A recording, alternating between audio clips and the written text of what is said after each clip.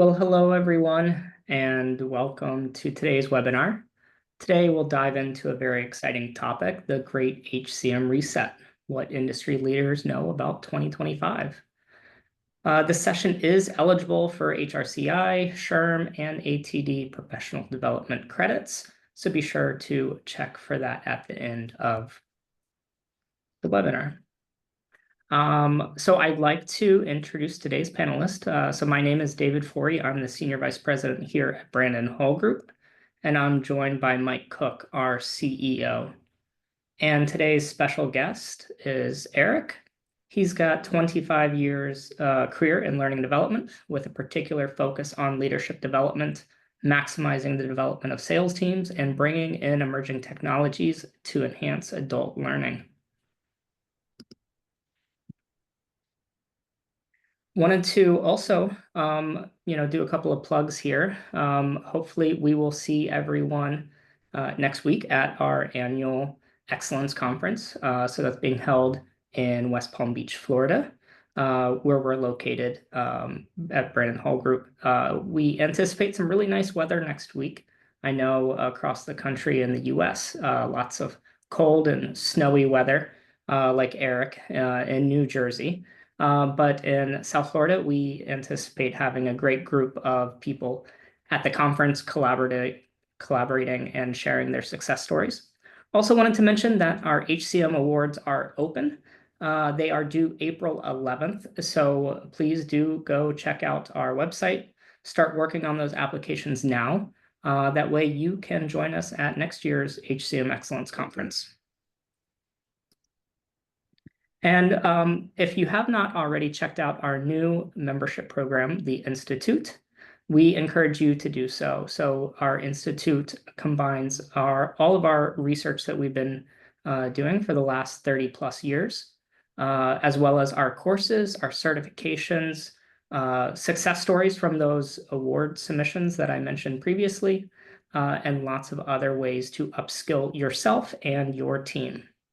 So please check out institute.brandonhall.com. We would love for you to engage with us today. So if you have any questions, please feel free to drop those into the Q&A or drop them into the live chat for everybody to see. So the Q&A will come directly to the panelist on this webinar, and then the chat would be something that is visible to everyone. We will also have a couple of polls to see how your findings match up against our results of our survey. And finally, we will have a raffle at the end of this webinar. We have two different items being given away. One is a half-price ticket to the Excellence Conference, and the other one is a free Excellence in Action Award submission. So that is where you find out what your employees have to say about your programs. So there's 17 different categories that you can apply for. And without further ado, today's agenda. So today we're going to be breaking down our HR Outlook book. So that HR Outlook book actually gets published next week in print form at the conference that we're having, as well as digitally, we will push that out to everyone. So as a thank you to everybody that registered today, we are going to get you a copy of that HR Outlook book. But today we're going to look at some of the results that are in there. So there's 4 key highlights that we've drawn out to discuss with you all today. And that is the Great Alignment Challenge, the AI Revolution, and Cultural Evolution, as well as a future outlook. Well, welcome everyone. I'm Mike Cooke.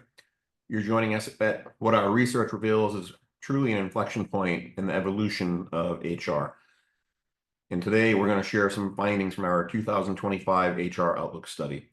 Let me start with a provocative finding. While work transformation isn't necessarily new, we're witnessing something really unprecedented. Our research reveals 4 key differentiators that make this moment unique. First, it's the sheer velocity of change. Unlike previous transformations where organizations had time to adapt sequentially, today's changes are happening simultaneously. We're seeing organizations trying to integrate AI capabilities across functions, transform workforce skills at scale, reimagine leadership development, and build new organizational cultures, all while maintaining their day-to-day operations. David, what do you think about this and how organizations are responding to this pace of change? Well, Mike, that's really fascinating. And when I looked at the HR Outlook book and the study findings, yeah, it was the intersection of the changes with global talent dynamics. So the research showed that it isn't just about remote work anymore. It's about that fundamental restructuring of how work gets done. So we found organizations grappling with a few things: the cross-cultural team dynamics, asynchronous collaboration methods, as well as new methods of productivity measurement. And of course, you throw in the virtual leadership challenges that are going on in today's day and age. But what's particularly interesting to me is the dynamic shift that we're seeing. So unlike previous eras where the changes were gradual, but organizations really need to manage 5 generations simultaneously now. So that's a big item, as well as addressing the diverse learning and communication styles that come with those 5 different generations, as well as creating a career pathway that works across demographics. But building that inclusive culture that spans the global workforce, and with so many hybrid and work from home organizations that are going on today, really building up that culture is something that needs to be worked on. But Mike, that leads to perhaps the most critical finding, which is the technology and the automation concerns. So let's jump in if we can. Let's ask the audience. Let's start with the poll. What is your biggest barrier to HR business alignment? So we have budget constraints, too many competing priorities, legacy technology systems, organizational resistance, as well as resource staffing limitation. So we'll give you all a few minutes to answer that. And while we wait on some of those polls results to come in, I wanted to bring in Eric. As your organization obviously has dealt with all the shifts that I just spoke about. We were talking before we kicked off the webinar about even your work from home hybrid type of mentality. Can you share a little bit about what your organization is looking at right now? Yeah, I mean, listen, we're spread across, a corporate office here in Parsippany, New Jersey. We've got almost 30 plant locations across the country. We've got a sales force that's remote. So there are lots of challenges to, aligning people on, the different, maintaining a similar culture and a similar mindset. But our leadership is very focused on developing and delivering on culture drivers across our organization, which are foundational to the way we work and what we do. So we're mindful of it, and I'm happy to talk throughout the meeting today on some of the things that we're doing. But I think in your opening statement, it was kind of like you were listening to all the challenges we were going through. Thanks, Eric. Thank you again so much for being with us today.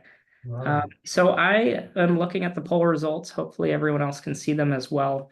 So we're looking at 15% saying budget constraints, 46% saying too many competing priorities. And then the next one would be 23% of organizational resistance. So let's close that poll for now, Ivy, and look at the next slide, which kind of matches up very nicely. Yes, and I think that our data is revealing what I'm calling the great HR disconnect of 2025.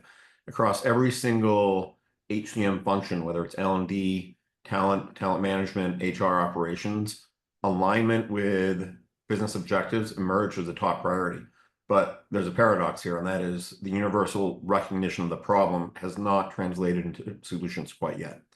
So when you break down the data, L&D teams feel this pressure most acutely. 75% cite it's a primary concern. Talent management shows 53% prioritizing alignment. DEI functions report 41% focusing on business alignment. And David, I think what's particularly telling is how the misalignment here manifests in organizational challenges. Yeah, absolutely, Mike. And as we look at the polls that we just saw, obviously, we gave you the same results that came up for our HR Outlook study. There's many more that we included in the study, but These are the top 5 that we captured from the study that was done at the end of last year. So the number 1 for those survey takers was actually budget constraint. But it's not just about the money. Our research shows that organizations have the resources, but aren't deploying them strategically. And then the number of priorities, just like what we saw on the polls, that was high up there, number 2. We found organizations are juggling an average of 12 to 15 major initiatives simultaneously. So leading to what we called in our HR Outlook book, transformation fatigue, something that I hear quite often. People talk about change fatigue, transformation fatigue, very common things in our industry today. As well as time constraints. So interesting, this ranked 3rd, but our data definitely suggests that it's more a symptom than really a cause. All the priorities going on, leads to that time constraint typically. Number 4 for us was organizational resistance. So this is particularly acute in organizations where AI adoption is being pushed. So of course, we looked, we sliced the data and we saw that the organizations with AI adoption is really being pushed without clear business cases. So that organizational resistance is matching because some of these organizations are pushing AI and the business just doesn't see the need. And we'll get to more of that in some later slides. And then the last one is the outdated technology. But what's really fascinating is organizations with older tech stacks often show better alignment, actually. And that's why they've kept those older tech stacks, because they find the alignment with the business and they don't shift from it as quickly. Interesting. What do you think of this, Eric?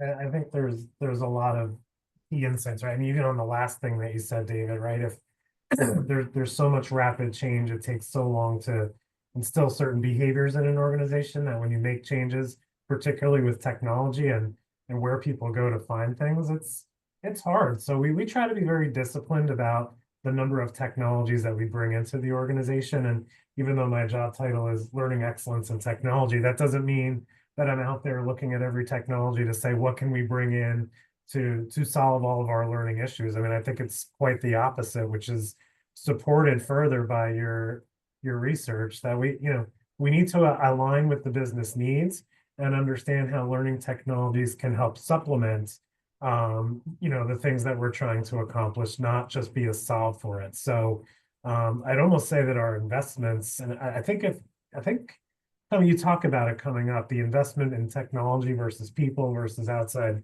services, I might just preview that point to say we invest in technology because it can be costly, but we're very invested in the human side of partnering strategically and implementing things that are not solved by AI. So we're very careful entering into that. Great feedback. Thanks, Eric. Mm-hmm. So this brings us to what I consider as one of our most important findings, and it's a technology investment paradox, right? So over 70%, 73% of organizations are increasing their investment in tech, but the critical insight is that technology spending alone is not solving the alignment problem. And some of the startling statistics out of this is that organizations are planning a 73% increase in tech investment, but only 37% are investing in staff development. And you kind of think that could be reversed and the business may actually improve slightly or improve more than this current situation. Just 10 or 11% are actually investing in outside services. And our research really uncovered something fascinating about this technology first approach. Yeah, and it's a bit of a tech first policy. Organizations are hoping technology is going to solve their problems or solve what are fundamentally strategic and more cultural challenges within their organization. And our research identified 3 critical misconceptions. One is, of course, the automation myth. Organizations believing that automation alone will drive efficiency, when our data shows that successful transformation requires cultural readiness, process optimization, clear alignment to the business outcomes. Obviously, if you've submitted one of our awards, you know that business outcomes is something that we put first and foremost in our awards. And one of the most important factors that you can think about when applying for our awards is how does that really impact the business? The next one is AI. 62% of organizations are counting on AI to solve very complex organizational challenges. But the research shows that successful AI implementation really requires a strategic alignment first, human capability development. So if you follow all of our research studies, you know, we had one previously that talked about the business themselves, the people in HR didn't quite know how to use the AI and a more strategic capability. So what they found is that was one of the #1 barriers for them to enter into that AI marketplace. And that certainly rang true when we asked this survey again. And then clear use of cases tied to business outcomes. Again, you know, those business outcomes always come back in our research. And then the third is the integration assumption. So we found organizations underestimating the complexity of integrating new technology with their existing systems, current workflows, as well as their employee capabilities. Eric, you know, I know that you previewed this slide a little bit, but you know, when you see this rapid shift from last year to next year of, you know, where people are investing and where people are cutting back, I mean, you see these two huge bar charts, Yeah. you know, that are very, very big swings. You know, what do you think of that? Well, I think in a couple of the first 2 points you were making, right? I think, David, you called it the automation myth. You know, the piece about it is, you know, we can't have technology driving the learning alone. Now, I think if you've got a culture where you're encouraging professional development, you want people to lean into develop skills that will help them grow their career. I think technology has a very good place for it because you're not as reliant on the same business outcomes, right? You're creating an organization that supports development. You're giving them the tools and resources to explore what they want, because it's very hard to have a centralized curriculum around it, right? But when you're trying to follow business outcomes, that's where I think there's a complete flip-flop in at least what we're trying to do, which is, you know, AI, again, we're entering into it very, very cautiously, but if you have alignment with the business on what the outcomes are to be, and you have a true culture of development in your organization, that means the priorities are hopefully tighter. And I get the priorities being the top poll item that we just saw before. But if you have an organization whose priorities are set, that gives you an opportunity to enter in and truly understand upfront what people's capabilities are, where they're at, where the skills are. You can use the technology to assess them and say, okay, well, you know, X% is probably an intermediate in this skill, and to be great, we need to be an expert, right? Again, it's classic pre-post assessment pieces, but when you can focus on that and look at your organization's goals and where you want to be, then you integrate the technology, then you use it for really understanding where you're at, you implement the development, and then you can use the technology again to find out where you've landed after the training is done. And, you know, what we talked about before the call started was, again, I've facilitated for a long part of my career, and it's not a knock against role play, right? But when you get into role play situations, you're all huddled in a small group and people kind of grumble and groan, and you're practicing the skills that you learned. And 5 minutes later, you're kind of talking about your weekend where, you know, in all fairness, the facilitator, whether it's the class facilitator or your partner, they give you feedback, but they don't give you real tangible feedback on everything from what you said to how your tone of voice was to your body language. And AI can give you all of that. So again, my message in the tech piece is AI's got a place to supplement learning. I don't think AI is, you know, going to be anywhere near replacing all the things that you discussed about how it's important to establish the, you know, the priorities and the strategy, but that used in its logical spots is really, really helpful. Yeah, no, I agree. And I, you know, as CEO of a smaller company than what your organization is, there are, you know, I counted the other weekend that we had like 38 different technology platforms as part of our tech stack. And by the way, that doesn't include any of the AI tools or Microsoft Office. And looking at this, I was like, you know, there's some things I could have done better actually, you know, in terms of cultural readiness, human capability development. So I've learned a lot myself. So everything you're saying makes sense. And I think we have another poll question coming, David. Yes, we do. I was just reviewing a question that came in, but let's launch the poll and then we'll dive into the question. So, which areas of HR do you expect AI to transform most significantly in 2025? So we have a couple areas: learning and development, talent acquisition, performance management, employee experience, and HR operations or administration. Yeah, so the question that came in, so we do have one in the chat and then we have one in the the Q&A to the panelist. How can senior leaders justify spend in technology, but not in the learning and adoption of technology of their people to use the tech? If people can't use the technology, how is that bettering the business? Seems more like a bandwagon investment because of AI and the new trend. Yeah, so that's kind of a leading question. I 100% agree with you. I think many organizations are launching new technologies that are out there, and some of their employees aren't quite there yet. I remember, what was it, 10 years ago when we were talking about big data, and people were trying to figure out, and they're gathering all this data from their employees, but yet it seems like nobody knew what to do with it. And a lot of times, if you didn't have somebody like a data scientist on your team that accurately knew how to utilize the big data, was kind of wasting. I think we're going through that very similar phase right now where people are adopting AI into their platforms and they're gathering data and they don't quite know how to use it.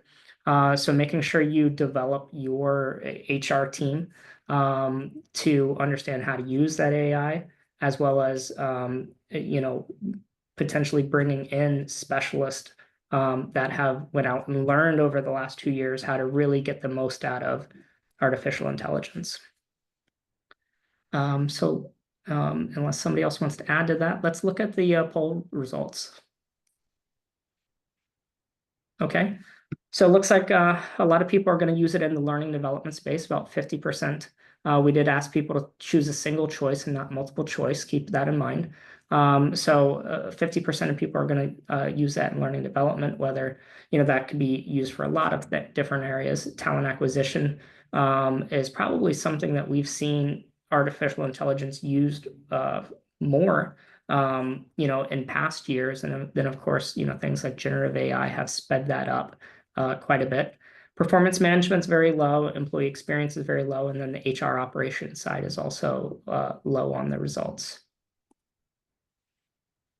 Very interesting. Hey, Eric, I have a quick question for you. Your sales team and other folks within your organization, have they experimented with using AI for coaching, for example, whether they're managers or sales folks? And that's coming, Mike. I think, when we talk about, practicing certain skills, I think in the L&D space, that's very appropriate. I think there's opportunities to practice your conversations on customers. So that's coming, and I think that's an appropriate place for it, but not yet. But that's where we're headed. Yeah, no, that's great. I know sometimes I have my younger two sons, work here internally. We've been teaching them some prompt engineering, leveraging AI.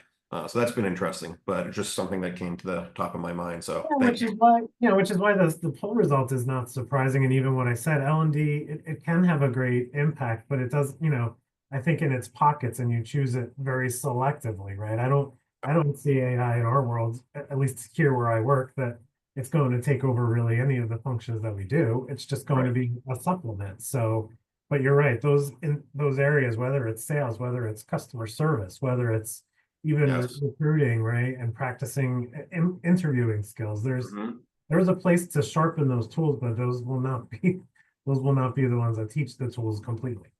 Yeah, no, absolutely. Well, thank you for that.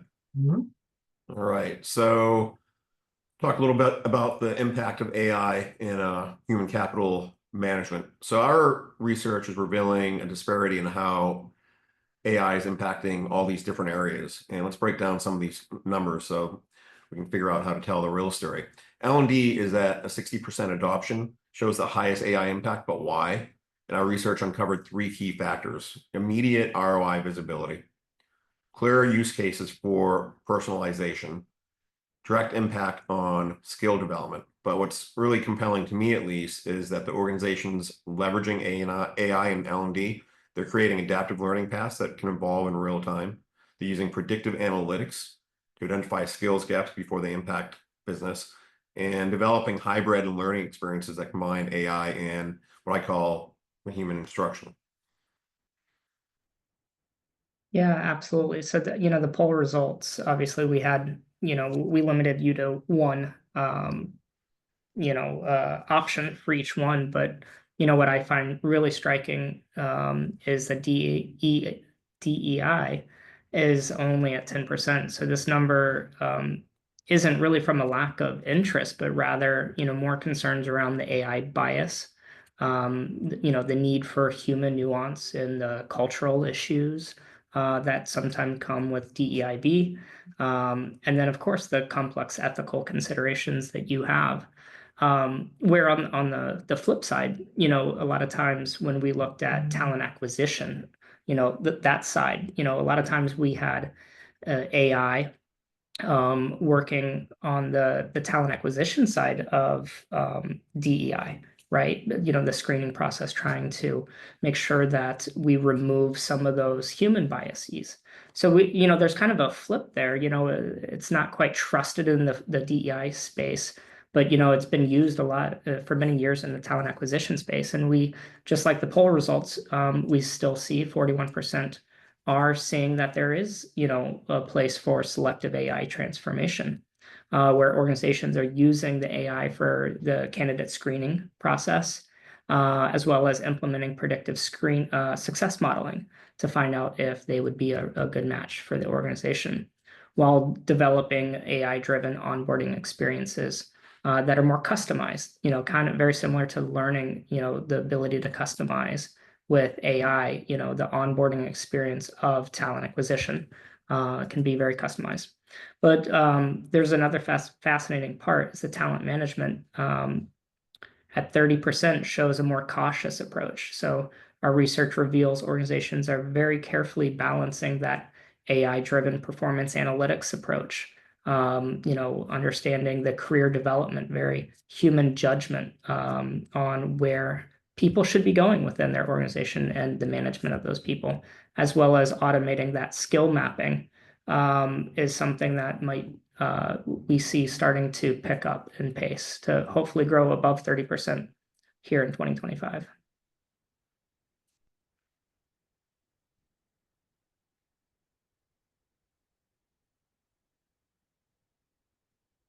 All right, well, let's dive into what our research is revealing as the future of L&D. The 75% focus on alignment is not just a number, though. It represents really a shift in how organizations are beginning to view L&D's role. And what we're seeing is a three-tiered transformation. And I'll cover the first few points. One is strategic integration. That's the direct linking of learning outcomes to your business KPIs, real-time adjustment of learning priorities, and integration with workforce planning. And number two is measurement revolution. So moving beyond completion rates to actually impact metrics, right? No more smiley sheets, predictive analytics for skills gaps, as well as ROI measurement at the actual program level. Mike, this connects to our findings about the learner experience. At 62%, organizations are creating an ecosystem learning where AI personalizes the learning pathways and the virtual reality enables that skills practice. I think that, Mike, you kind of asked Eric about just a minute ago, but also the social learning, amplifying the knowledge sharing. But perhaps most significantly, 56% of are leveraging AI for upskilling, creating what we term continuous capability development in our HR Outlook book that you're going to get at the end of this call. And we're seeing micro learning moments. We're seeing just-in-time skills acquisition, as well as adaptive learning paths. Like we have a poll question here.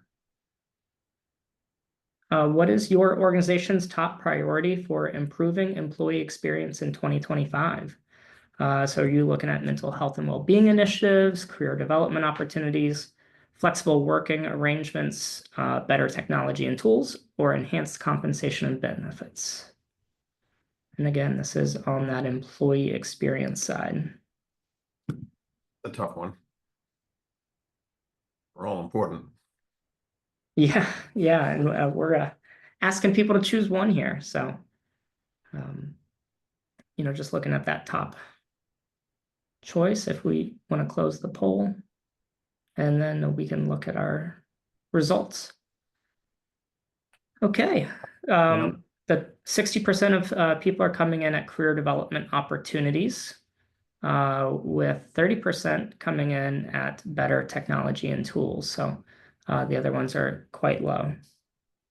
Yeah, no, interesting. I would have bet career development too, but I wasn't brave enough to say it before the poll closed. But definitely, I think people want to grow. People, there's so many organizations out there that sometimes it's really easy to get stagnant as an employee or as somebody that's trying to work towards various things. But there are organizations, in the past, McKinsey, for example, had a up or out organizational culture where it's like, look, if you're not improving and moving to the next level, then you should probably go someplace else to be excellent, right?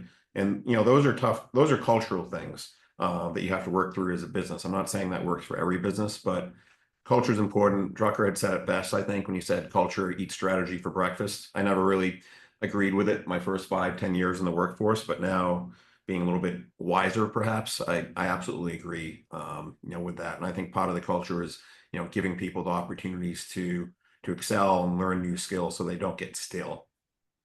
Yeah, I think that's really well said, Mike. And I think it starts with an organization's support for that development, like we talked about earlier, but there also, is an opportunity to upskill our managers, right? Some folks are really challenged with either having the capabilities to help people grow their career, whether it's identifying and understanding where they can grow or how they even message it, or honestly shying away from the conversation because they're not sure if somebody grows, what they can do with them, right? I mean, I think some people feel a real obligation as leaders to want to see their people grow, and then people say, okay, I'm ready to grow, and you say, well, I'm not sure what I have for you, right? So that's why it's outside of the L&D realm, it's another organizational opportunity to develop a culture of development so that those things in tandem can work together. Because if people are feeling like you're taking care of their careers, there's no better retention tool. Right. And it's really difficult to do if you're not a company that's growing, even growing somewhat rapidly. It's difficult to give employees sometimes those, different stretch assignments, especially if you have high performers, Eric. Like if you have a high performer who's just doing great, but you don't have anybody to replace what that high performer is doing, and you're like, oh, I'll take this extra thing on. It will only be an extra 10 hours a week of work. Now take this on. It'll be an extra 7 hours a week of work. Now you have somebody that's increased their work time by 40 to 60% during the week, and that's really challenging. I am challenged by that sometimes personally because you have to, you want to move somebody over here because they're well qualified, but you still need to replace this person here, and that's difficult. So Sure. when we look at, yeah, I mean, well said, certainly on your side. So again, every organization is is different, and you have to go through it. Also, like culture and developing engagement. We're going to talk about that. Engagement is so important, but with this new hybrid model, which I prefer, I like the hybrid model. I think it's difficult when you have people working remote 100% of the time. I think that creates some other challenges where you have to literally sit down and figure out, all right, how am I going to make sure we create a great culture of employee engagement, within this organization if 50% of my workforce is remote or in other countries. And, that's very similar to, to ourselves as well. So, when we look at all these talent management priorities, the interesting pattern that we're seeing emerging is that 58% of companies, of organizations, they prioritize this employee experience, engagement, retention. But what's interesting to me is that career development and competency development are deeply intertwined with this priority. David? Yeah, and thank you. So you can see here the stats on talent management priorities. very even for the most part, the first several items that we brought back. But what's particularly interesting is 55% of organizations are focusing on the competency and the skill gaps assessment. This isn't just the development, it's about ensuring that organizations have the capabilities they need to compete in this AI-driven world. And then for developing future leaders, leadership development presents perhaps some of the most complex challenges. 58% of organizations cite improving high potential development and succession planning as their top priority this year. But look how this connects with the business alignment. 53% specifically mentioned the need to improve alignment between leadership development and business objectives. But I think some of the trends we're seeing in how organizations are approaching this leadership challenge is that they're recognizing that leadership development isn't only about skills. It's about creating leaders that thrive in this new AI augmented world. And that's why we're seeing 48% are focused on data-driven decision-making skills. 43% are increasing opportunities for practical application, and 38% is focused on improving measurement effectiveness. I'm actually leading another panel at our conference next week to talk about some great case studies on leadership development from companies like Wesco or Stanley Black & Decker, as well as Freedom Mortgage, smaller organization. That's going to be an interesting panel as well. But very, very exciting trends and shifts that I'm seeing. Yeah, it's very neat. And even what you said before, Mike, right, about succession planning being so important. And look, we have limited resources and sometimes bandwidth to go very deep in a talent discussion across the organization. But the deeper you can go, the deeper, the more likely you'll know who's there to replace the person that you were just referring to earlier, right? And then the pain of having them get promoted or move on is not so great because you've still got someone in waiting, and then that person has someone in waiting. And we've been challenged with it for a long time, but the commitment to understand our talent as deep in the organization as we can has become a bit more of a priority for those exact reasons. Yes, makes a lot of sense. So I did want to take some time to shift to TA talent acquisition. In this evolution that's occurring, is that 57% of organizations are really focused on improving the alignment between talent acquisition strategy and business objectives. And what's standing out is that employer brands has become really critical in the digital age. I know last year at our conference, we had the CLO of Colgate-Palmolive, Brad Watt, who actually came up from the marketing side. He was an executive on the marketing side, then moved into the chief learning officer role. And one of the things I asked him was like, well, what's the first thing you did? And he said, the first thing I did is I worked on our employer brand for the learning department. And I thought that was really fascinating and interesting of the way he approached it. David? Yeah, absolutely. And as I do the lean forward to try to read some of these slides, just keep in mind these data points are in our HR Outlook book. You're going to get to take it all in. There's about 100 pages, and we have 8 different chapters. So each one of these slides kind of represents an entire chapter, which is kind of why we're hitting some of the highlights from these. You'll be able to look at all these stats and also our point of view and some great success stories. So each chapter is going to have a call out from industry leaders like Eric and others from our community. But here, the data that I was looking at is the clear shift to a more holistic approach to talent acquisition. And some of those priorities in my mind are, focusing on employer brand, as you mentioned, Mike, emphasizing personalized onboarding. We talked about that a little bit earlier with AI, and then adopting the skills-based hiring. Again, that feeds into some of the AI usages as well. So I think, seeing those points rise, year over year, I think, part of that is a shift in the culture, and part of that's a shift in the technology that's available to our talent acquisition leaders. But what's really telling is, we're seeing just 32% are building AI-driven capabilities and experiences for their recruitment process. So that represents a fundamental shift in how organizations are really going to approach talent acquisition in the future. And I would anticipate 32% might be what we're looking at now, and over the course of the year, that's going to grow.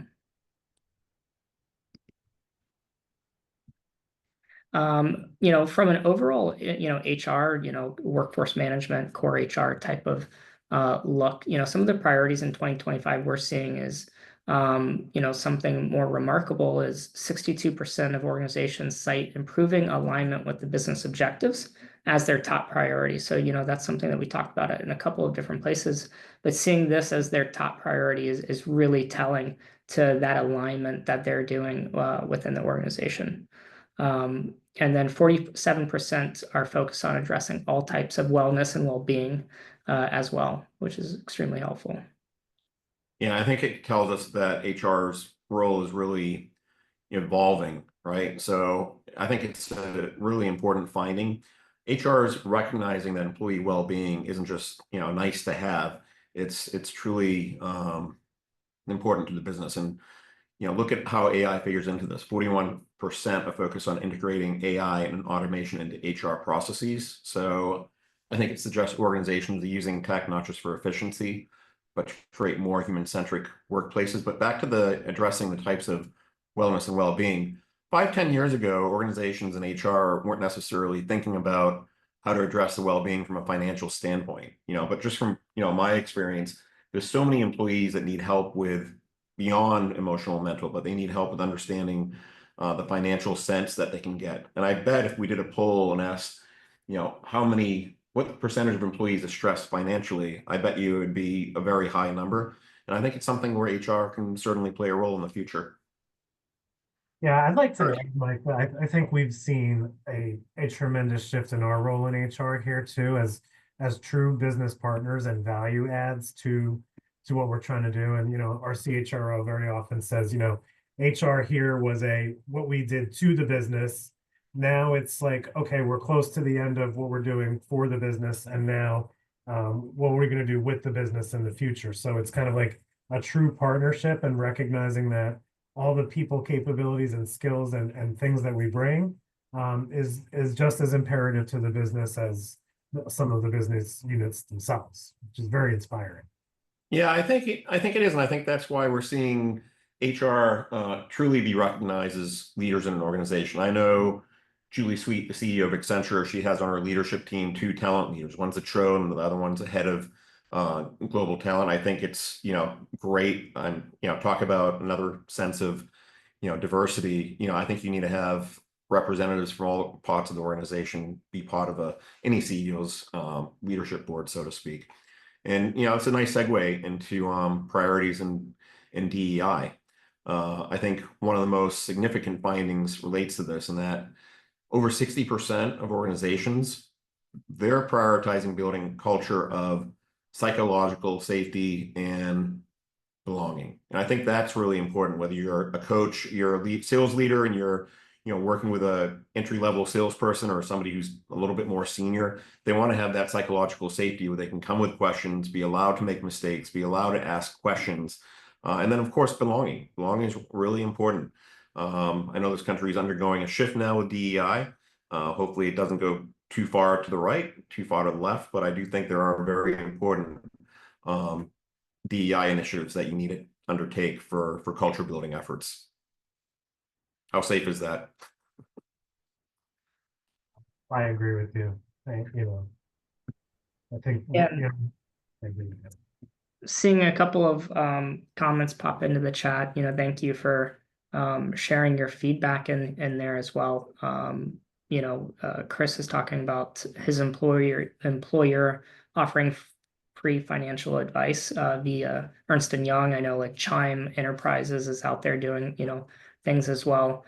And then Amy added in about the well-being and wellness being a huge part of their priority this year or maybe for several years, but very big part of their employee value proposition. So as we conclude today, just wanted to address the elephant in the room. There's clearly a disconnect, I think, between what HCM teams and the businesses they serve. I think we saw it several times in the survey data, but it's very critical for this moment, in the AI revolution. There's a misalignment, and I think that the people on this webinar, can certainly lead their organizations through these critical times, but I think they have to do it tactfully. Hopefully the HR Outlook book helps you with that. To me, the message is clear.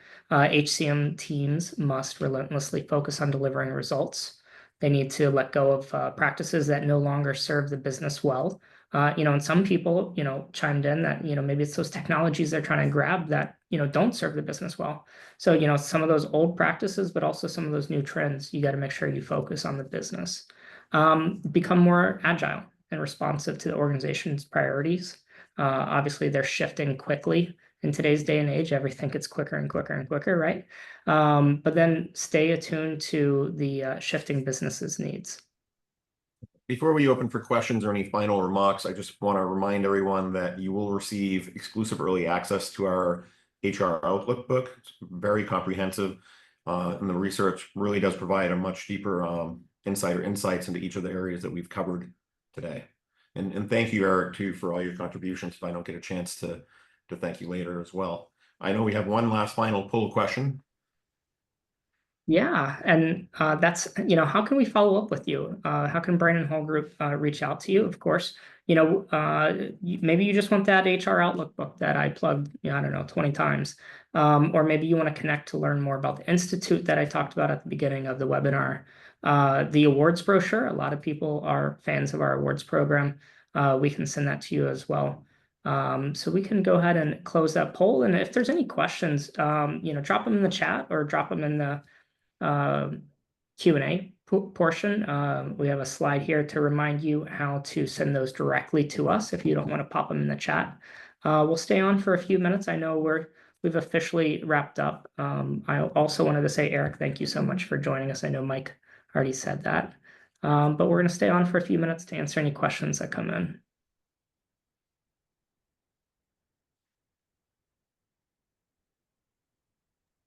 Thank you, Chris.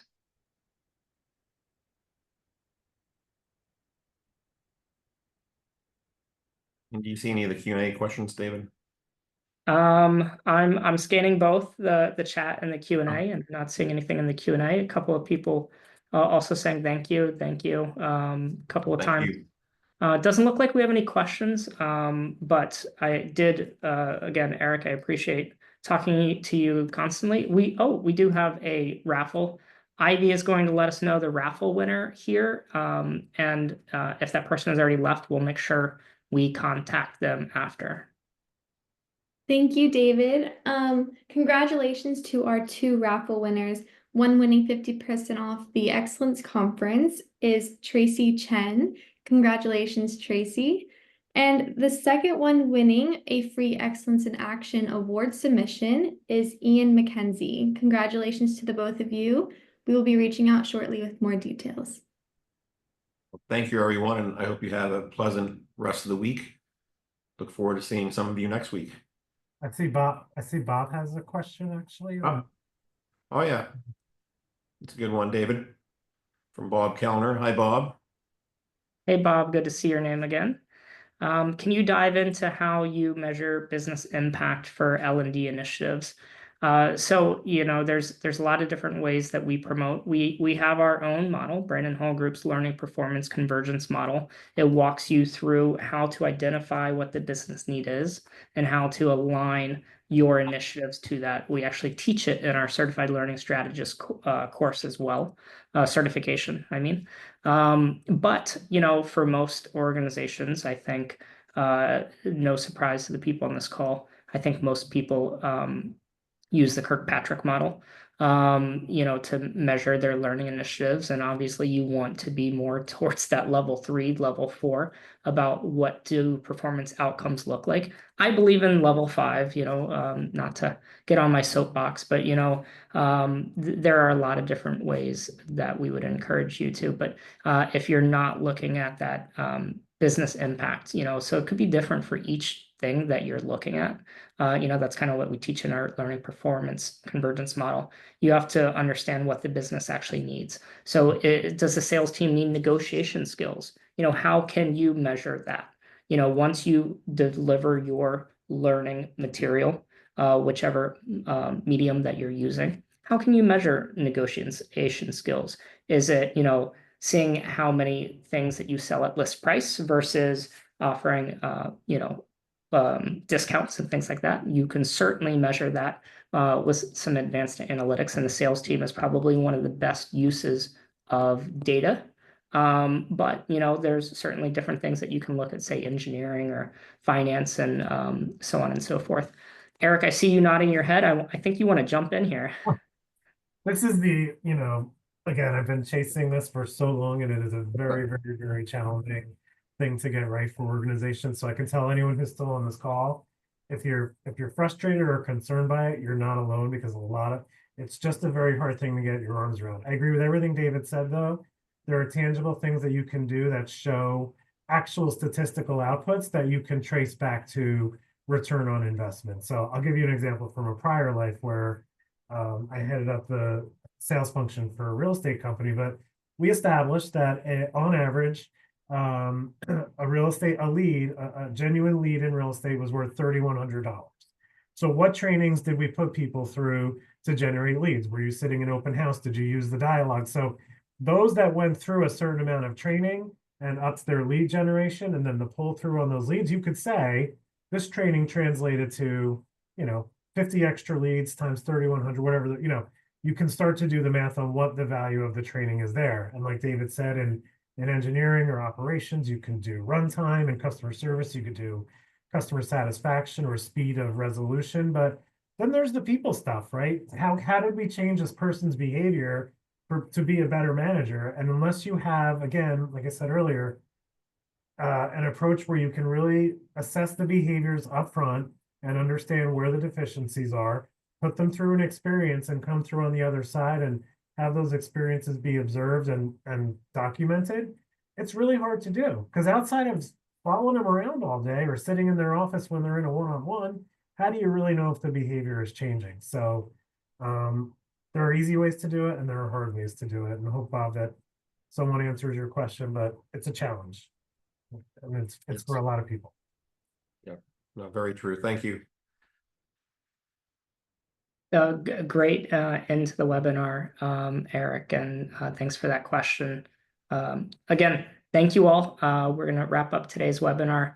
If you have any other questions, please email success@brandonhall.com. We're happy to answer any questions that you have, and we look forward to seeing you either on the next webinar or at the conference next week. Yes, thank you. Thanks for the opportunity. Have a good one. Stay warm up there, Eric. Thank you. Bye-bye.